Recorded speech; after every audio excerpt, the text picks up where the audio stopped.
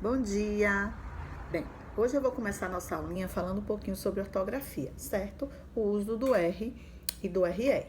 Vocês sabem que o R eu tenho um som forte e o som brando. E quando é que eu uso um R com som forte? No início da palavra, certo? Rato, rua. No meio da palavra, depois de uma consoante, ou seja, entre uma vogal e uma consoante. Eu posso ter a vogal e a consoante, ou a consoante e a vogal, certo? Por exemplo, forte. Eu tenho um R aí no meio, eu tenho uma vogal antes e uma consoante depois.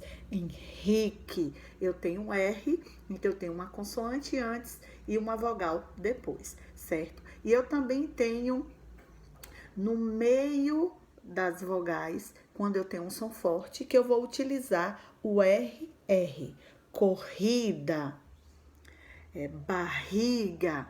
Olha o som. E como é o som forte? É o Rá, Ré, Ri, Ró, Ru. E o meu som brando é quando eu utilizo ela entre duas vogais, certo? O som brando é Rá, Ré, Ri, Ró, Ru. Barata, amora. Olha o som aí quando é brando. E aí fica uma diquinha simples para vocês. Vocês vão pronunciar a palavra e vão ver se ela tem um som brando ou um som forte. Se for entre vogais e tiver um som brando, eu uso um R só.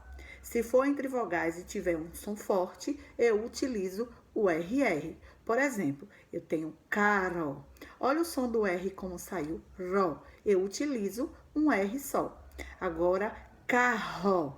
Olha o som como saiu, ró, som forte. Então, aí nesse caso, eu vou ter que utilizar o RR.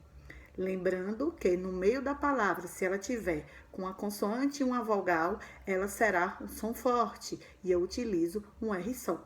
É bem simples, né? Isso você já tem conhecimento. Só que nossa aulinha ainda não vai acabar por aqui. Hoje eu vou continuar com sinais gráficos, certo? Nós vamos relembrar, porque você já tem conhecimento sobre acento agudo, acento circunflexo e acento grave, certo? Quando vocês sabem que nós utilizamos a acentuação para demonstrar qual é a sílaba mais forte, né? A sílaba tônica, como nós já vimos, que vocês já aprenderam até classificar a sílaba tônica e a sílaba mais forte, certo? E também para identificar o timbre da vogal, certo? Que eu posso ter uma vogal com som aberto ou uma vogal com som fechado. Então vamos lá. Começando pelo o acento agudo. O acento agudo é aquele acento que eu posso utilizar em todas as vogais, certo? A, E, I, O, U. E ele vai me dar um som aberto. Água, chá, Piauí, baú, todos esses sons que eu acabei de falar são abertos, certo? E eu utilizo o acento agudo. E o acento circunflexo. O acento circunflexo é aquele acento que me dá um som fechado, certo? E ele só poderá ser utilizado nas vogais A, E e O. Preste atenção. Ônibus, você,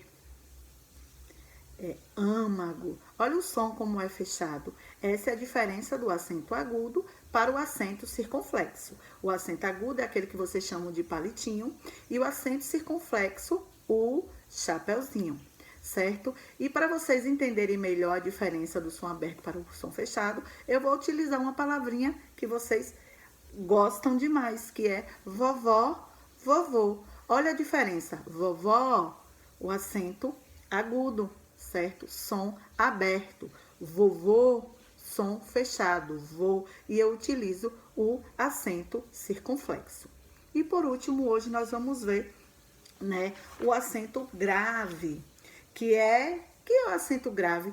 É quando eu tenho a junção de duas vogais idênticas, certo? Numa só.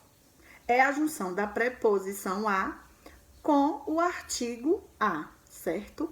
A crase, ela é sinalizada pelo acento, que é o agudo, só que ao contrário. O agudo, o grave, que eu chamo de crase, certo? E quando é que eu utilizo a crase, certo? Antes das palavras femininas, certo? E antes também, que vocês vão olhar no livro de vocês, antes